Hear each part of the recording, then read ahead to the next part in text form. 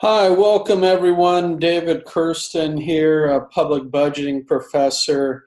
It's October 30th. This is the week three screencast for virtual office hours. So keeping with our format, we're gonna go over a number of items that I have on my list here.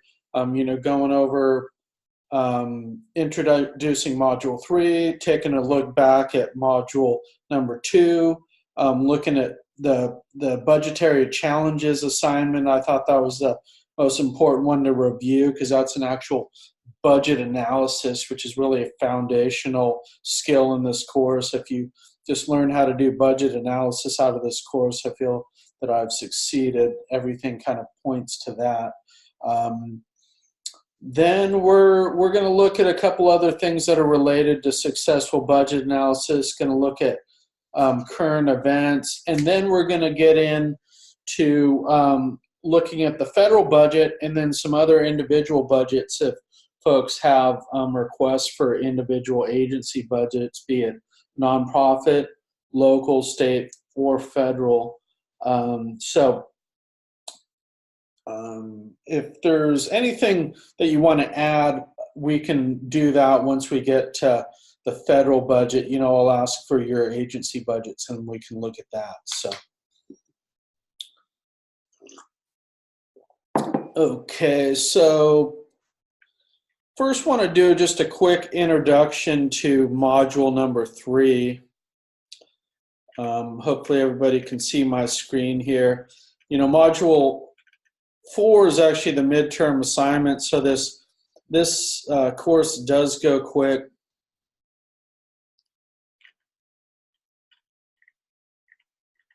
So this is the historical roots and evolution of budgetary preparation.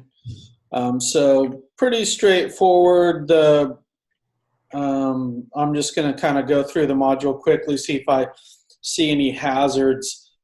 This budgetary philosophies discussion, I think, really touches on a key issue in public budgeting right now that cuts across a lot of the analysis that we do. So I will do kind of my take on that. The textbook handles this, but really we're kind of I'll give you just a hint that we're kind of in a new normal in the post '08 world in terms of revenue growth, although we'll see if things kind of pick back up again, but I'll say more about that when we recap. So take a look at the textbook for this budgetary philosophies discussion.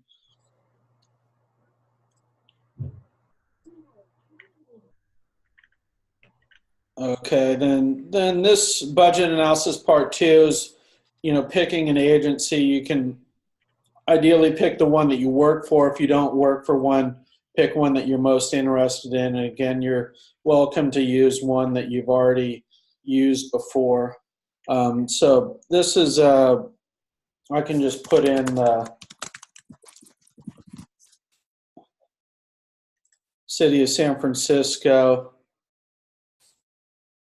So this information is a little harder to find if you don't actually work for the agency, because you got to go find the budget that you did last time. So this is basically just a continuation of that assignment last time, looking at the staffing priorities of a specific agency. So you can see my screencast on how to look up these either specific departments, and then you just fill in this table and then comment on your other students' posts. Okay, so pretty quick, straightforward module. I'd say it's, is about as quick as they come in terms of workload this week, kind of getting ready for the midterm, gives you a chance to get caught up on all the reading. So, I'd suggest just getting caught up on the reading going into the midterm next week. Okay, enough on module number 3. Did want to say a few notes on module 2. I thought people are doing pretty good on the assignments. I'm happy with the quality of work for the most part. I'd say, okay, here we go. Modules. Just a quick look back, budget construction discussion, budget analysis part one. Um,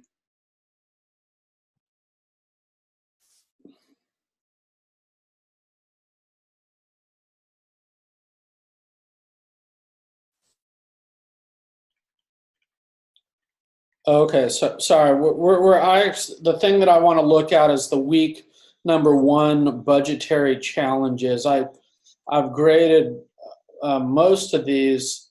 Well, I'm over halfway, I guess I should say. So really, this budget module one budgetary challenges gets at really the tools of budget analysis, how to do a succinct, understandable budget analysis. And, that's really my goal, to teach you how to do that in written form in this course. I think a tool that not a lot of people use, very few, was actually to include an actual image. If you look at the screencast last week, I discussed what images are good to include, because if you include an image or two, you can basically give a portrait of that agency's overall budget situation, and then you can just describe that image. So it saves you a lot from having to say everything. And then if ideally you want to learn how to write about these images in this course and how to explain them. So I find the most effective budget analyses are actually just talking about images. That's what I try to do in these screencasts, because you can't say everything. You can't say every figure. It's all there. But just to learn how to understand the key images, or most likely tables and charts that are in the original budget document. So, I'd say the other things which I want to talk about is next on my list is sourcing. So in these budget analysis, you got to put quantitative figures, meaning numbers. So, how big is the budget? How much has it increased? If there's a deficit, how big is the deficit? How big is the surplus? So if you don't use any budget figures, that's commonly all I can deduct for that. If you just say, well, the budget's in good shape, we need more money for education, we need more money for that, our goal is to get more money, then, that doesn't tell the reader a whole lot about, how big is the budget deficit in terms of the overall budget. If it's a $100 billion budget, if you have a $10 billion deficit, that's 10% of the budget. So, that's ideally you want to use the actual figures. So I put a note here saying if you didn't use any sourcing, ideally you need to have some original source documents from the agency. I put, please include sourcing next time. So, I'm open to whatever system you want to use on sourcing. I generally use either MLA style or footnoting, or the two that I recommend. So you can, we're going to continue to look at sourcing throughout the course, because I think it's pretty important. So just look up, you can just search for MLA style. That's actual in-text citations where you put the author's name and the page number, and then at the end you put works cited, then you actually list the sources. Or footnoting, whereas you put a little footnote and then that's at the bottom of the page. So I believe you've had some experience with sourcing, but if not, we're going to take do a little bit more in-depth look on that at some point. I think just try to find a system that works for you. You can just look up quickly MLA or footnoting online and find a quick note on how to do that. If you do include a website link, please put what that is. If it's a City of San Francisco website, and then put the link to the website. Don't just put the links as your sources. Actually include what that document is, or what that web page is. So that's enough on sourcing. I'll let you try to just everything you write, or even in the discussions, I want to see sources. If you got where you got it, the textbook.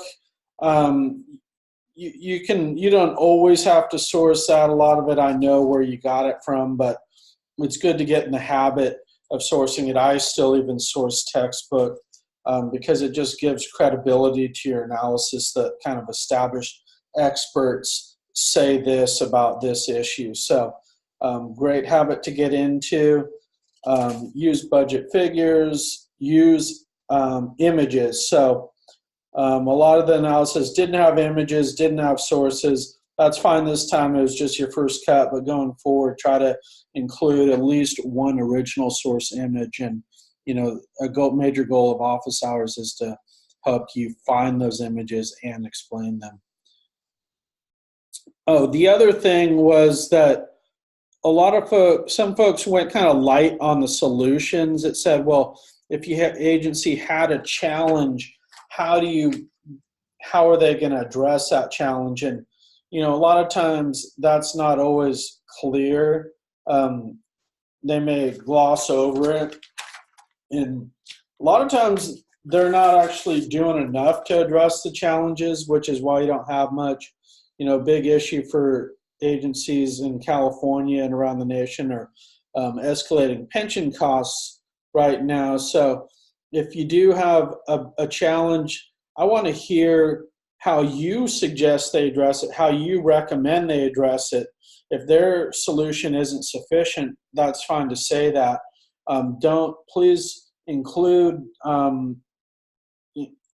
please include the solutions. If they don't cite any solutions, you don't think it's sufficient what they propose, or if they haven't proposed any solutions, then say that. But if you do kind of the first two parts of the analysis, you don't do the solutions, then you can get points deducted. And I gave some folks an additional chance to take another cut at that solutions section. So just to recap, I just want to know how they plan to deal with those challenges.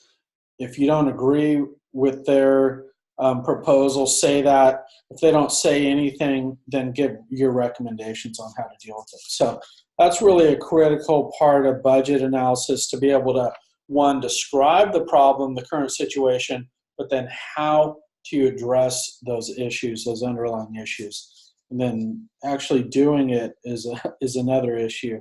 But okay. Moving ahead here, tips on budget analysis. We're going to talk about that in our analysis of actual documents. Current events.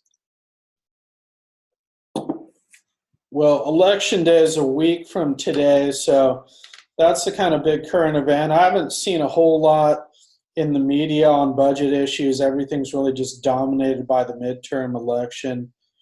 I did send out that one article about that Social Security actually this article makes the case that doesn't add to the nation's national debt or the structural deficit, because it's a self-financing program. So take a look at that. I'll be on the lookout for more budget articles. I think in November we're going to see a lot more on the budget than we have. So, I'll say a few words about the midterm elections once we get those results in, but, we're going to just have to sit tight on some of these current events. Do keep an eye on the media for current articles, especially about your agency. That was another thing that can really spruce up your analysis, is to find some current event articles about your agency. For example, the city of San Francisco, if you see something that impacts that budget, that's great to include in your analyses or in the discussions as well. So, I think news sources, I find a lot of my news on social media from established sources.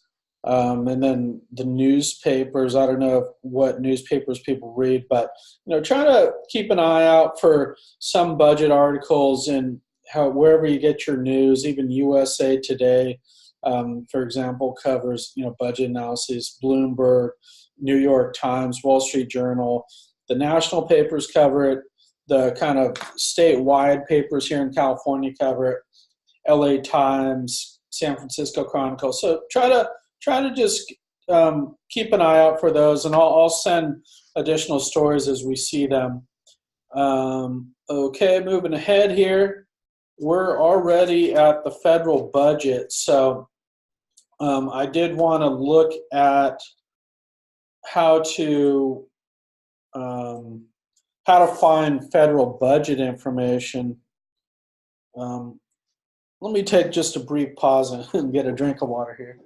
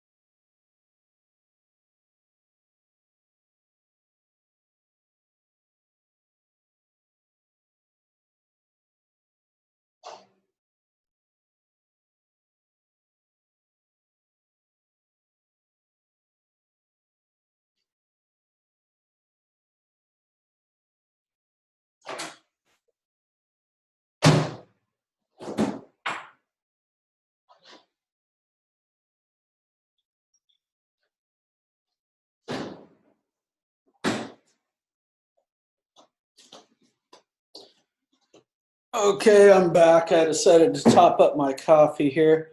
So, I like to start with the federal budget in a lot of ways. I mean, we kind of look at local, state, and federal concurrently, but I focus on the federal budget earlier in the course, and I do more on the current events for that because it applies to you kind of wherever you are if you're in another state.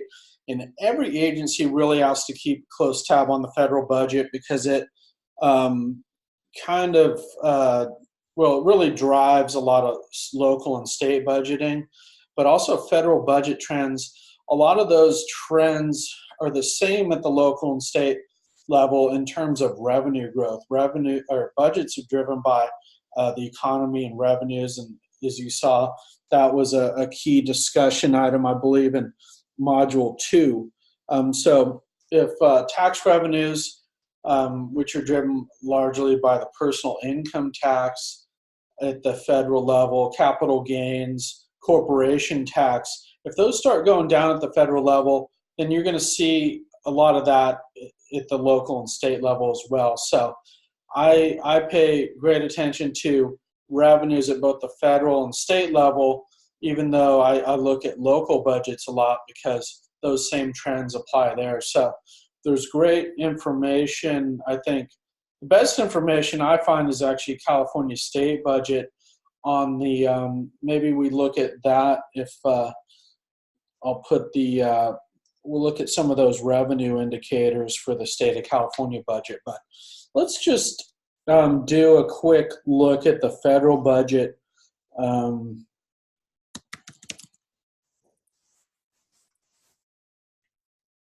So where we are in the cycle, the president is actually, the administration is actually putting together their budget. That's not going to be released until January. That's why I say that the current events were kind of in a holding pattern until we start having some things trickle out after the election.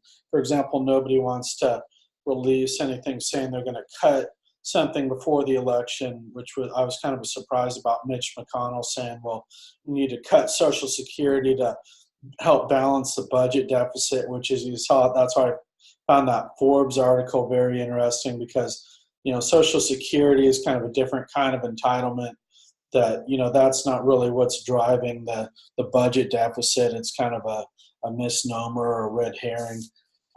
Not to say that there aren't structural problems that need to be dealt with Social Security, but it's not what is driving the big federal deficit. Okay, federal budget, United States. Let's put that in. Here's a good quick kind of, there's a lot of great national sources for budget information. Here's just a quick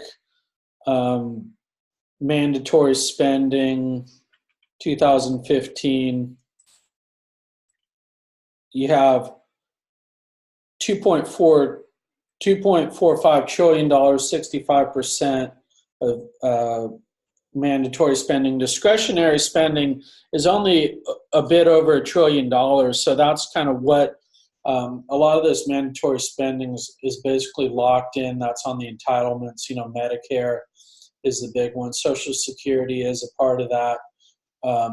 Safety net programs. But if you qualify, that money gets spent. National defense is the big one here. That's about half of that discretionary spending. So it's kind of good to just first get your bearings about the size of the overall budget, how the federal budget breaks down. Here's the discretionary spending of the about $4 trillion in spending in the federal budget. The big piece is military, 5.98 spending, $5.98 billion in 2015. I have some current figures here. Just general government is only $73 billion. That's actually less than the size of the state of California. So in terms of people say, well, all those federal bureaucrats, taking all the money, it's the size of the actual nuts and bolts of the federal government, apart from the military, is only $73 billion, which is, in the grand scheme of things, not that much money. But a lot of this money goes out in terms of, transfers to the federal government. Food and agriculture, $13 billion. Transportation, $26 billion. Energy. So just wanted to give folks kind of just a quick overview of the budget. I just found this. The source is OMB, total mandatory spending. Let's take a quick look at that. Social Security, $1.2 billion. So more is spent on Social Security than the entire discretionary part of the budget. Medicare is another almost $1 trillion. So, in terms of, the discretionary, 2/3 is this mandatory spending, and most of that is either Social Security or Medicare. Okay, so that's kind of a good quick overview. Here's total federal spending. You see, here's putting it all together. Social Security, Medicare, the military, those are the big pieces. Everything else here is pretty small. And a lot of times what happens at the federal level, they say, for example, Republicans say, okay, we're not, Trump has said we're not going to cut entitlements, although, I don't know that most people think he's going to stick to that because, so we're not going to cut entitlements. We want to increase military spending. Well, you're automatically looking to box yourself in if you want to make budget reductions, a quarter of the overall budget pie. So how do you close a deficit when you're only going to cut that? So that's the main problem. The first years of the Trump administration, he proposed really huge cuts in just this discretionary part of the pie, which, didn't get approved. So that's why we have, big deficits. So, because there was a big increase in the defense spending. So that's the kind of third party look. I do want to show you just the actual budget of the U.S. government here. There's, the actual full budget is huge. This is a summary here. Again, this is fiscal year 2019, so I believe, I don't know when this document came out, sometime in 2018. So here's a list of his priorities: end wasteful spending, expanding economic growth. a lot of this he talked about in the campaign. So this was released in February 2018. So what you're going to do is get this same type of document released early next year. But this is the kind of most current document. So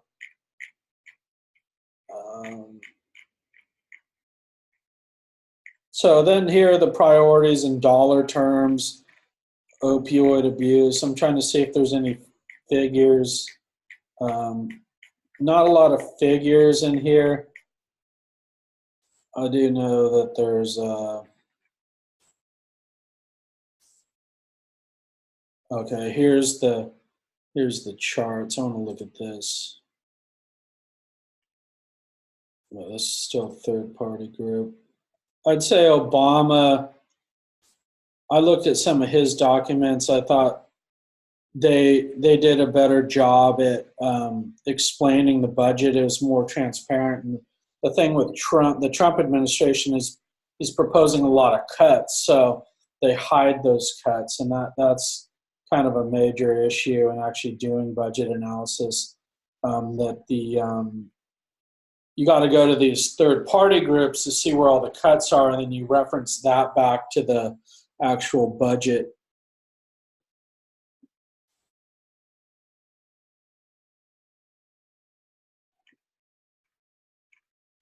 Okay, well, we can, if you're doing a federal agency, there are some more kind of official federal budget documents. Let's hear the government publishing office here.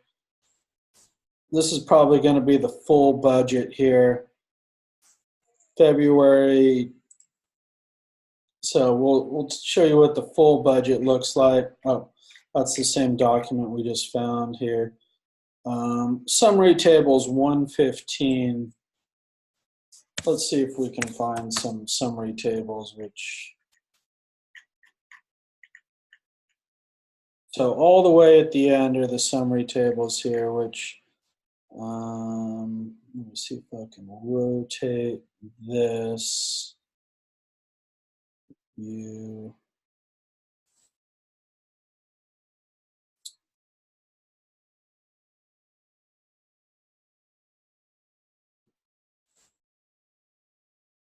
Yeah, I need to rotate this here.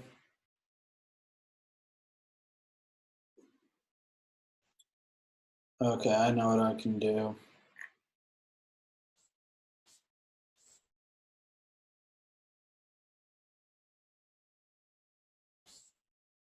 I'm going to actually save this document to my computer so I can, so this is the budget summary. This is the right document. All the charts are at the very end, so you got to kind of know what you're looking for. Don't expect anything easy sometimes when it comes to analyzing public budgets, because all these agencies, different administrations have different way of doing things. And like I said, a lot of these cuts are not supposed to be readily available. Actually, I've got to open this up in PDF form, otherwise.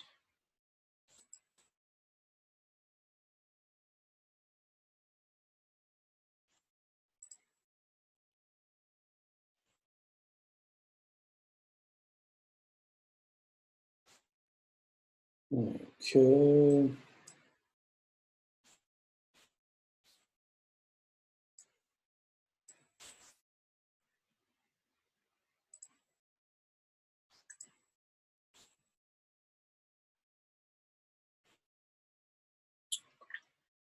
Rotate.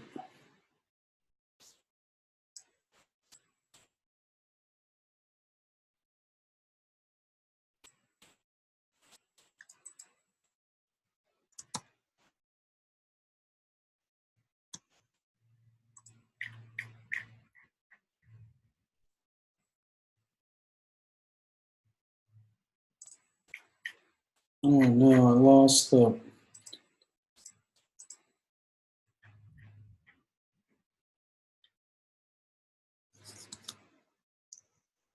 Okay, there we go. I had to do a Command, Shift, Command, plus to rotate the view. So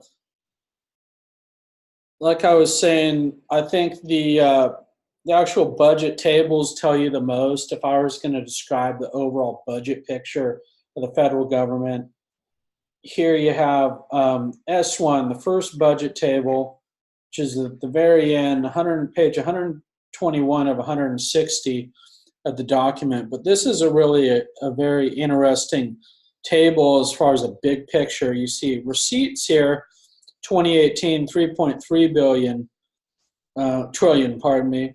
So looking 10 years out, they expect receipts to go up to $5.8 trillion.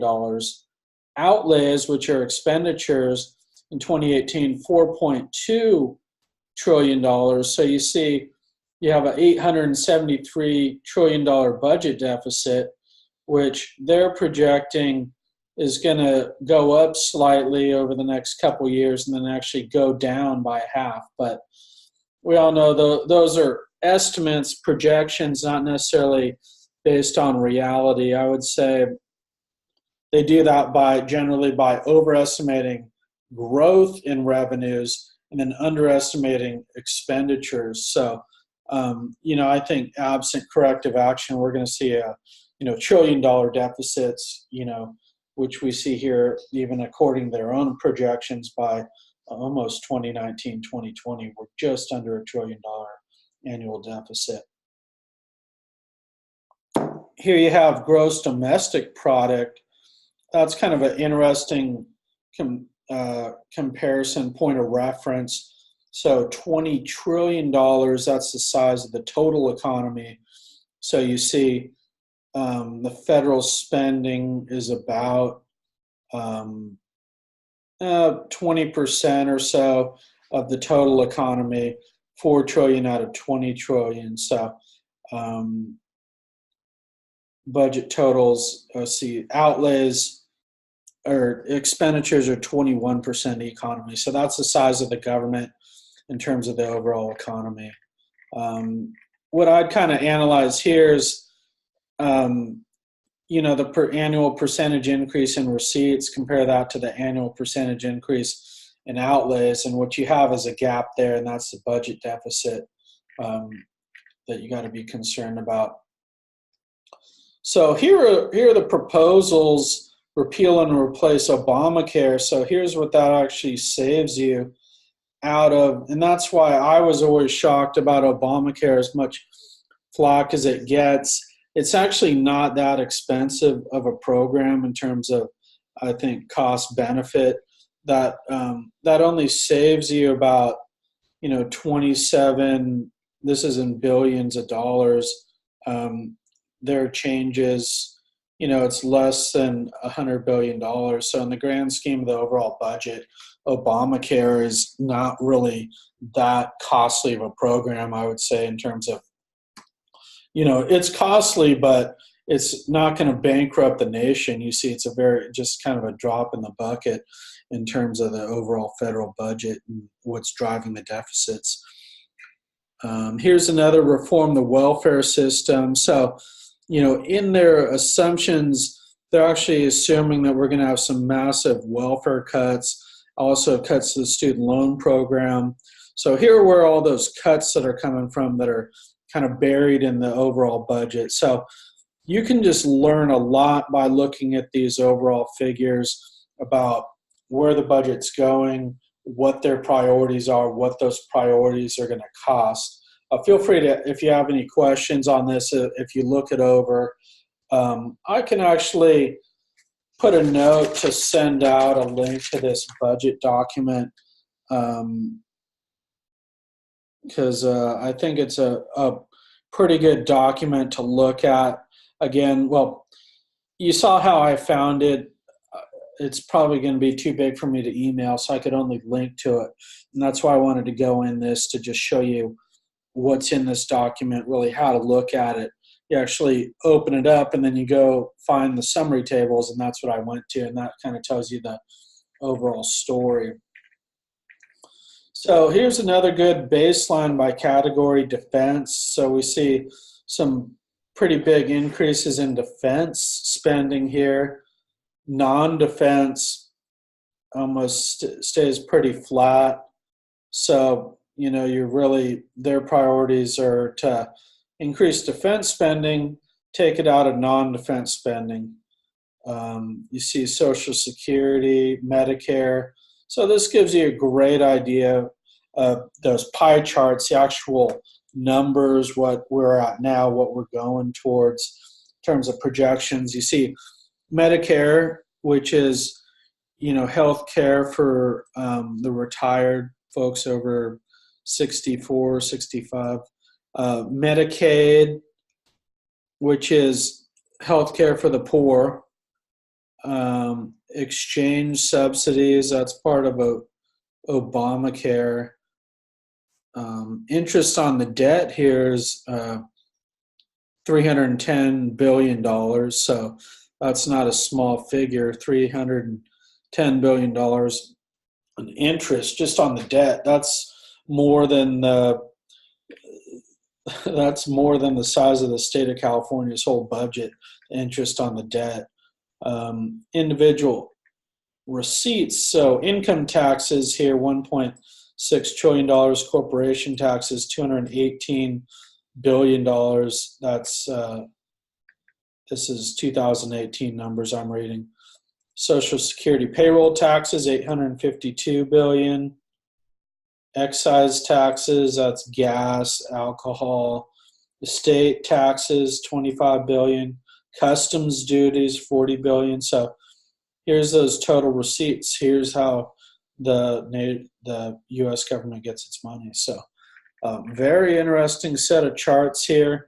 If you haven't seen, this kind of helps put the overall federal budget in perspective. So I'll leave it there for the federal budget. I did want to take a quick look at the state of California revenues because we were talking about the state of California and how the underlying budget picture is a great thing to keep an eye on in terms of local budgets as well as the state budget. So same site as last week, the California budget. You go to the most recent kind of economic figures we have are from, there's a number of different, the most recent ones in the budget we have are from May.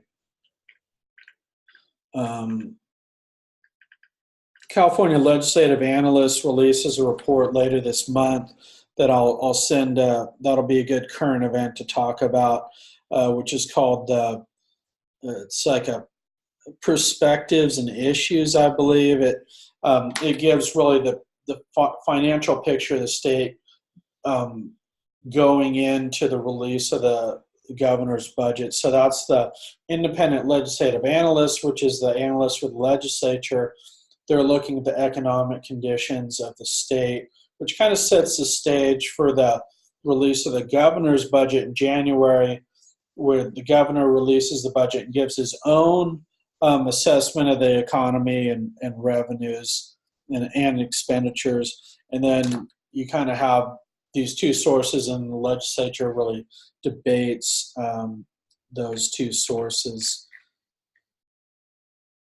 Okay, so budget overview. Well, here, I want to go to the actual budget summary.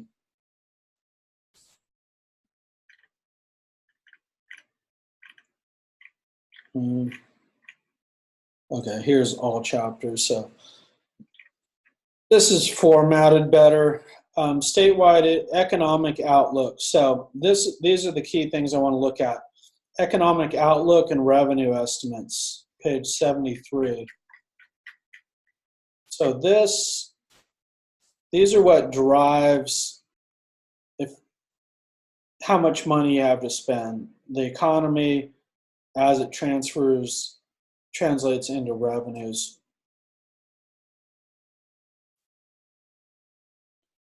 If you have a downturn in the economy, as the governor states, even a modest downturn, you're going to lose $20 billion in revenues. which is, about 15–20% of the budget. So that means you're going to have to cut a lot unless you take it all out of the rainy day fund, which in 1 year you don't want to exhaust the whole rainy day fund. Okay, so here is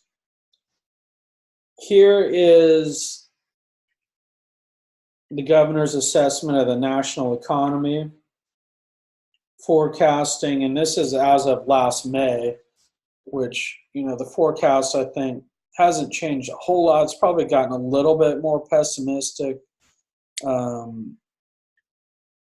Real growth, real GDP, so they're projecting kind of relatively temporary strong growth from the tax cut and the current economy, but this growth is estimated to drop off, and we're actually going to see kind of a mild recession at some point, most people believe a few years out. So kind of our revenue growth has been at the peak and is going to kind of taper off. See, California really mirrors the nation. Usually the way California's revenues, it actually, when revenues are increasing, we're actually above the nation. When we go down, we actually go below the nation, if you look at those long-term figures. So this is really the economic picture, and I think how that translates into revenue estimates is the pertinent part for public budgeting. Personal income tax revenues were revised upward by $4.4 billion due to the strong economy in May. So that was the good news. That's why we had a budget surplus. Sales taxes were also up $744 million. Corporation tax revenues were up by $250 billion. So that's why the state had more money to spend. Governor Brown put a lot of that into the rainy day reserve, so in case we do have a downturn. So that's all I'll say about the state. I think it's, the state, these figures kind of mirror those federal receipts as well. There's a federal income tax, there's a state income tax. It's the same pool of money, just the feds take their cut, the state takes their cut. So, there's some synergy there. Okay, I don't know if anybody has any requests for an agency budget that they want me to look at. Do you want to put in a request to look at a specific budget, anyone? I'll give you just a minute here. I'll kind of collect my notes.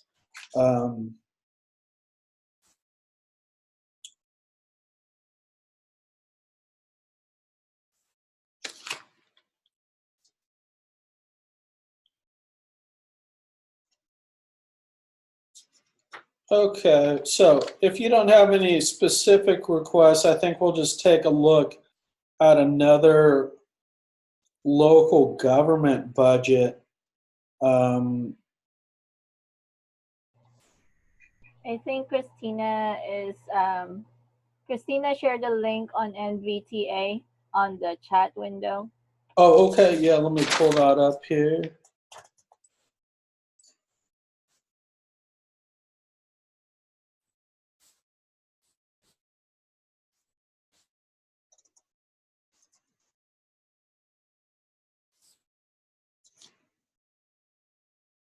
Okay, yeah, I don't know where this.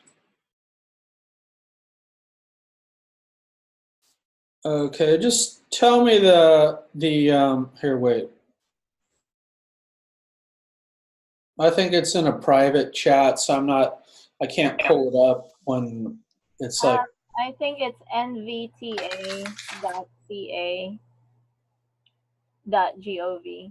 nvta.ca.gov.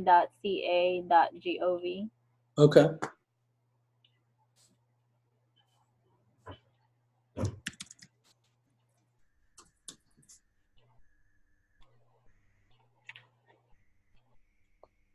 Okay, Napa Valley Transportation Authority. Okay, so we'll take a look at that annual budget.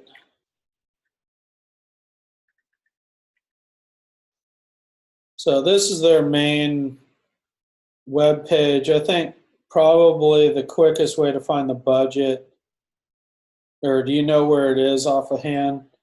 Otherwise, I'm inclined to just type in budget into Google. I can do that in a second.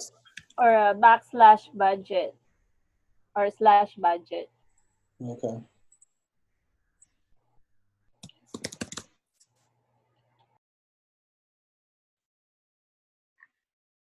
Okay. Yeah, or probably if I search the website here. Oh, sorry, there's an S, budget. Oops.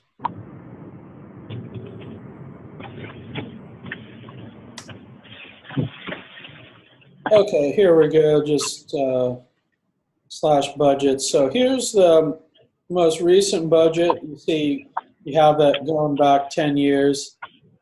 So they just have open up right to the charts. Let's see if there's any text. Okay, so yeah, you can take a look at the charts. I think ideally you want to see the actual full budget that has the summary, and if it has any pie charts as well, just so you can see what they're saying about the charts. But we can, let's see what we can glean from this initially. Hold on, I got somebody at the door real quick.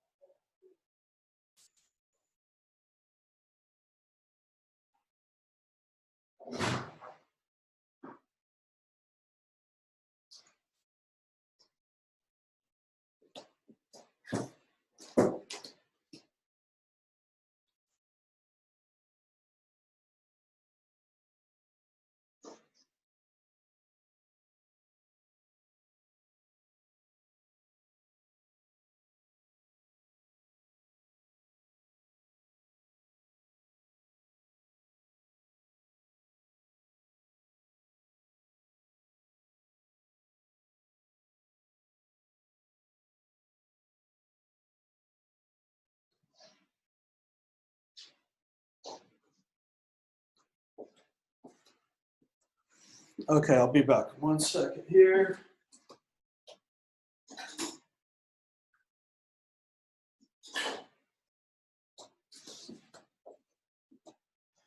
Okay, so let's take a look at this chart, these charts first, and then we'll try to find some actual text. I always like to be able to collaborate the charts because a lot of times what's not included here is kind of a 10-year history, and that's not necessarily in the full budget as well, but there's actually, another couple good sources to look at, which we can do, or at least talk about what they are.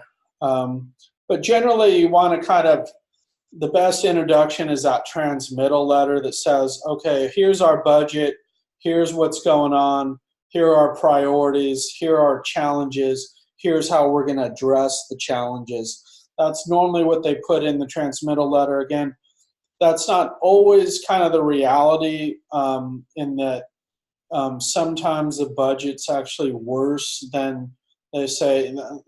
It takes a little while to kind of get that down as far as to be able to, I'd say generally, agencies put their best foot forward, and there may be some more kind of challenges. The challenges are sometimes understated. So that's why it's important to kind of at least see what they're saying, then you see how that collaborates or how that jives with the actual numbers. So here you have their total revenues, different, mostly charges for services. Well, Transportation Development Act, I don't know if that's a federal pot of money. State transit assistance. So this is probably federal, state.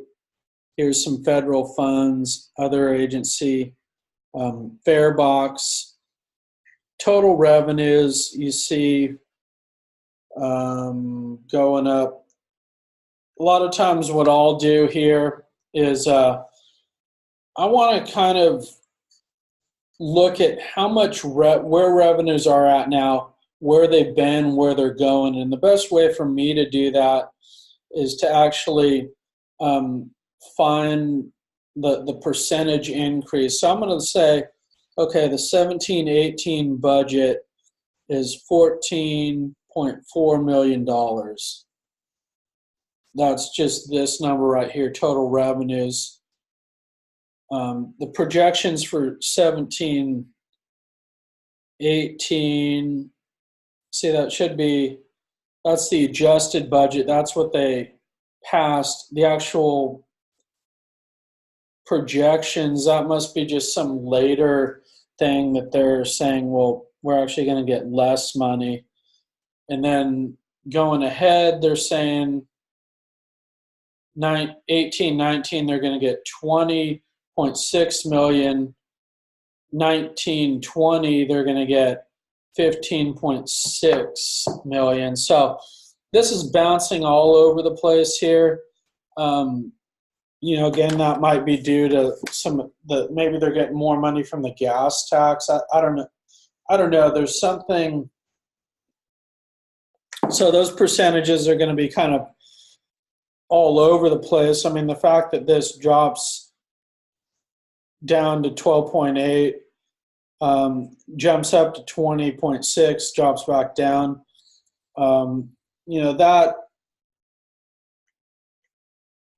That generally the goal is to really get to the bottom of what's causing that volatility in revenues. And I think that'll be explained in the actual analysis. Because you see salary and benefits, those tend to go up,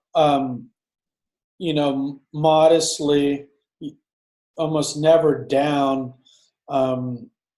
So if you look at total services and supplies, these are under equal to total revenues, so that's good. Total interfund transfers. So when I kind of look through this, I would really just put kind of a post-it note on these pages and put some notes down that, okay, we got some volatility in revenues. They're really all over the place. What's causing these differences? You see the big change is the money they're getting from this Transportation Development Act, which I believe is, I don't know if that's federal or if that's a state or a local source. It might be the sales tax on transportation, but that's something we have to confirm. And then expenditures, go up modestly. Mostly, a lot of that's due to staffing. Transit agencies always have pretty big capital expenditures as well. Depreciation expense. Okay, so sales and use tax, that's going into capital. Federal funding.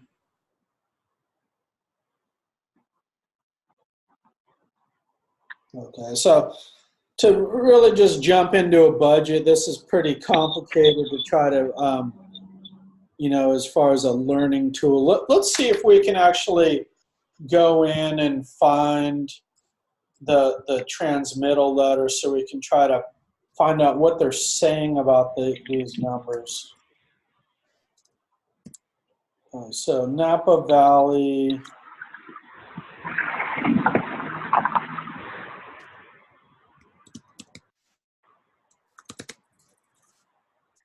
So what I'm trying to get to is, if you say you had to do the budget analysis on the Napa Valley Transportation Authority, what sources you need to look at to get to that 1.5 page summary?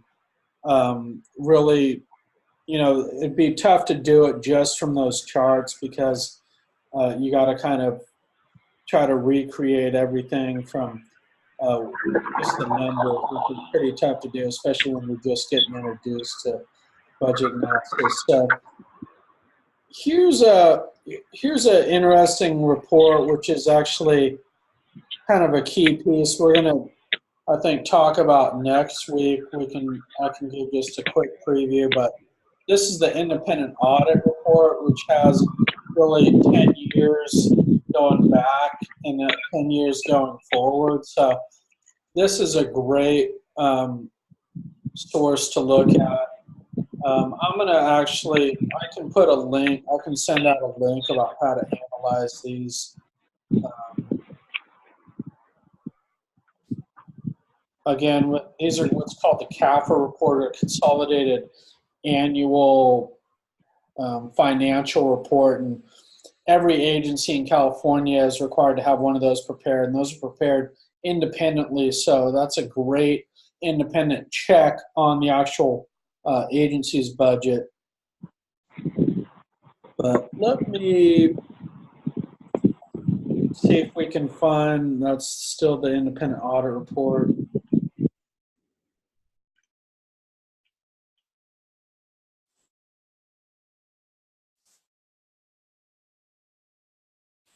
So what I'm trying to find is the actual published budget here. This is 418. This came up in the minutes, so I'm thinking maybe they approved it here. Maybe it's included.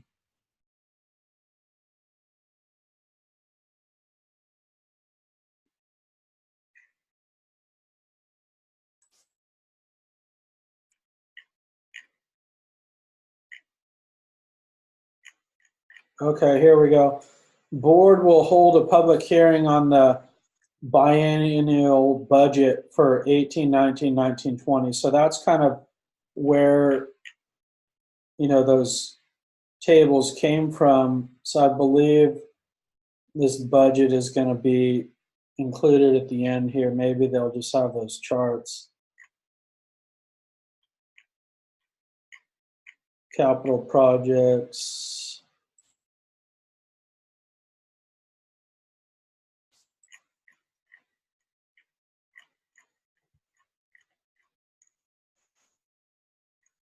Okay, this is another document.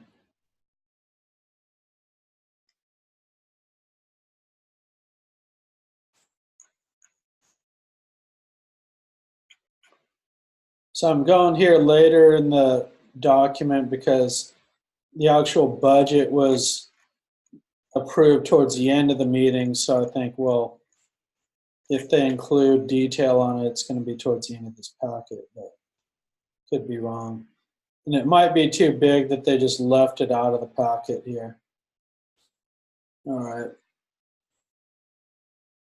I'm going to go back and see if I can find it.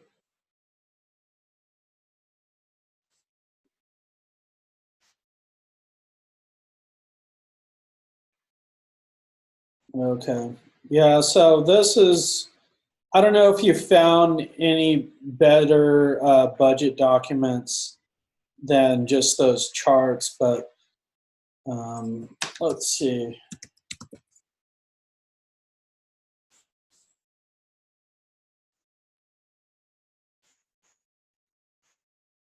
Okay, here we go. Let's see if this is it. There's some more documents on the right here, which, let's check out what these are. That's that same.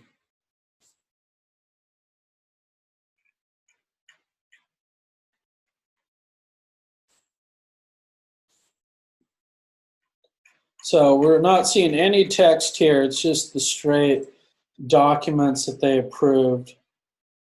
Budget inputs.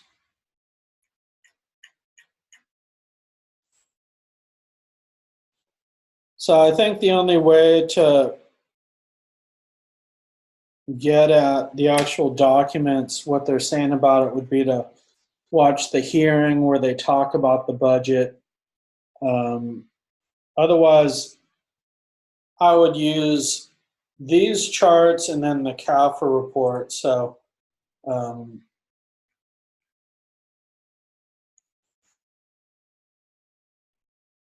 so capital,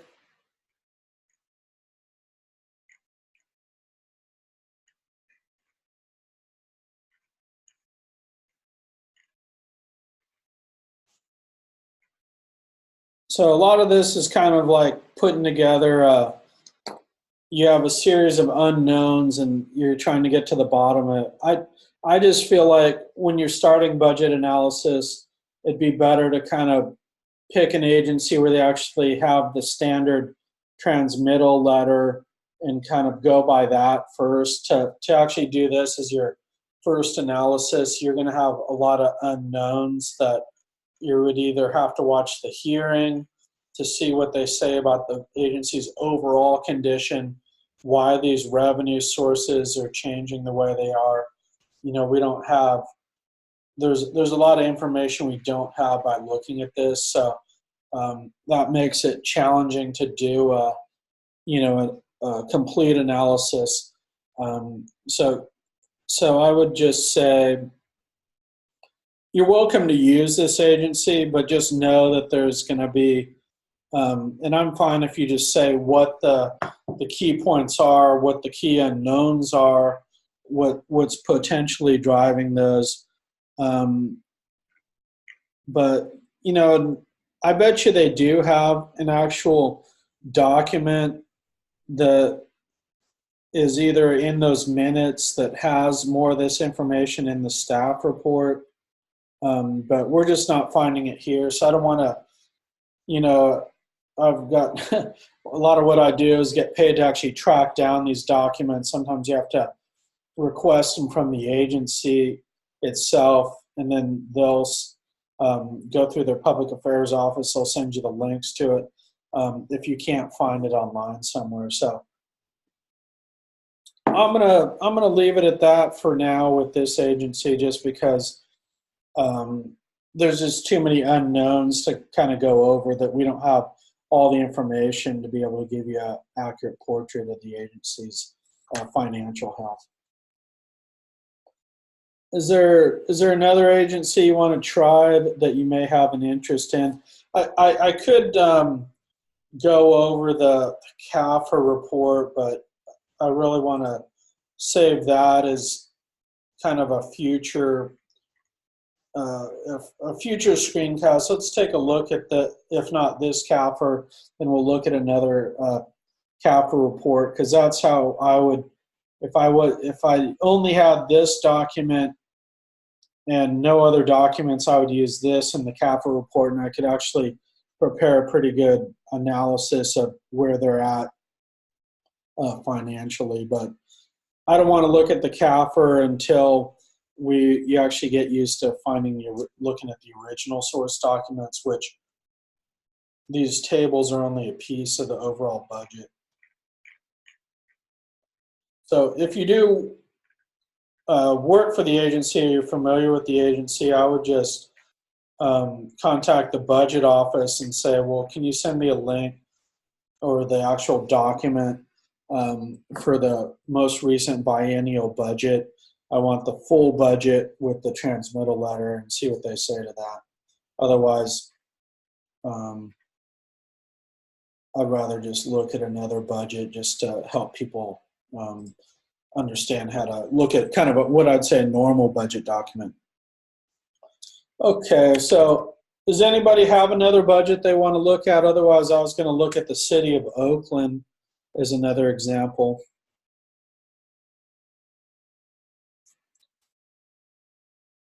Okay, I see Christina has a hand up. I don't know if I can find what your,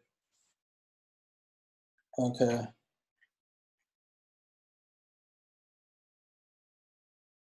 The annual report, okay.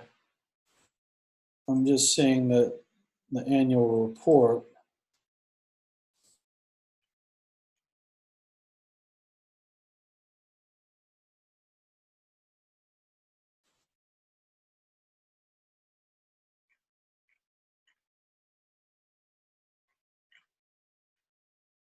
Okay, so this is good. It says kind of what's going on with the current events and the issues that impact the agency, ridership trends.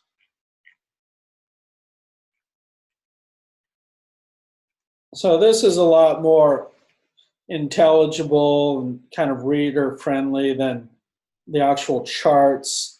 A lot of times, what I would do is create. If you had to do a budget analysis to say a group on their financials, it's nice to be able to include kind of what the size of the pie is in actual visual terms. So this is good. You know, this would be a note, a page to highlight about where they get the revenue, how they spend their money,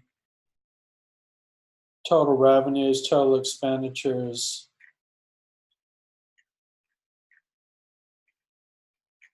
Okay, this is a key page. Again, this isn't really the whole budget. It's just kind of a snapshot as part of their annual report.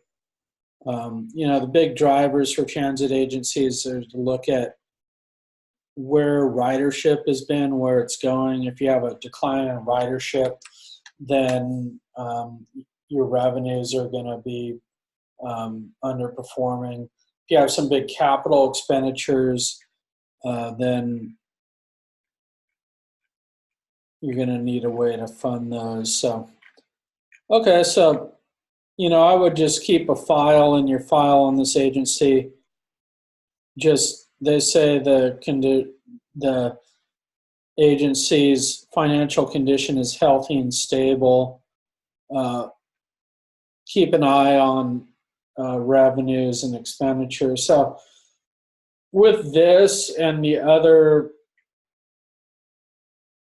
charts, you could put together enough of a financial analysis. And again, there's going to be some unknowns about those volatility and sources, but I would just say that the agency says they have a healthy financial condition.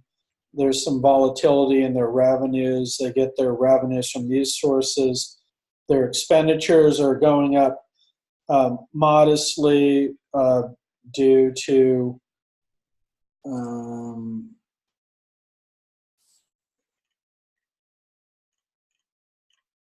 salary and benefits going up by, let's see, that's a pretty big jump from it's total biennial budget now each year. So I just described what their kind of big expenditure pieces are. You know, those are going up modestly. The key thing to find out that's not stated is volatility in revenues. It's also unclear exactly what the formulas are driving all their revenue sources. Um, that's some of that's going to be in the CAFR report. You don't have any stated challenges, you know, which was a key thing in the other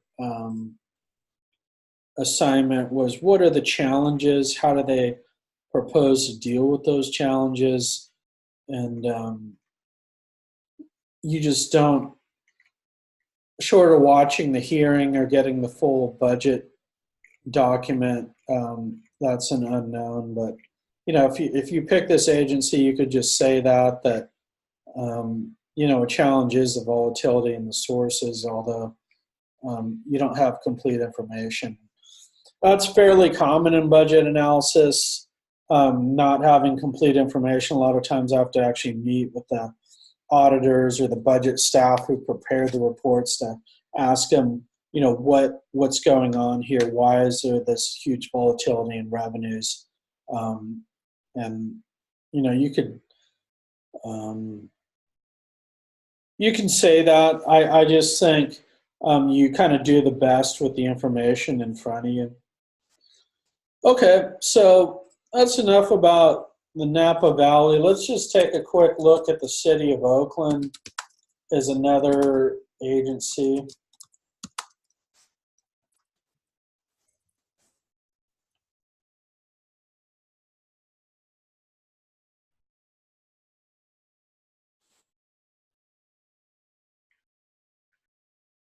Okay, here's the, yeah, let's look at their mid-cycle budget because we haven't looked at one of those. The key list of budget documents you want to find are um, the actual annual budget, the full budget. It's good to, if that was passed in the spring, we're coming up on when these mid-year budgets are commonly, some agencies actually release something in December.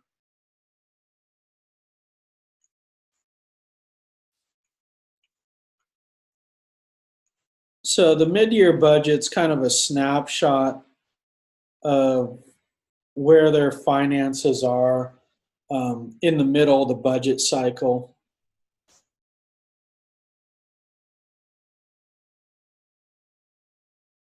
So here's something that would be ideal to have had for that last agency. They say, here's what the deficit is, here's what's driving it, that's a challenge, here's how we're going to address it. So that way you have everything in original source, what the issues are, what the solutions are, growing medical and pension costs, possibility of an economic retraction. Um, Here's what's going on with the individual pieces of the budget. Here's the analysis. Here's the actual some charts you can include with figures, and you just explain what their analysis of the budget is. So here's a key chart to include. I just like to have people to show you what the key charts are, give you kind of a head start, and then it's really just practice about trying to explain those figures in your own words. So, slight increases in proposed spending. They have that money because of increased revenues, employee compensation. So you could take this document, this one alone, and redo that budget summary document. So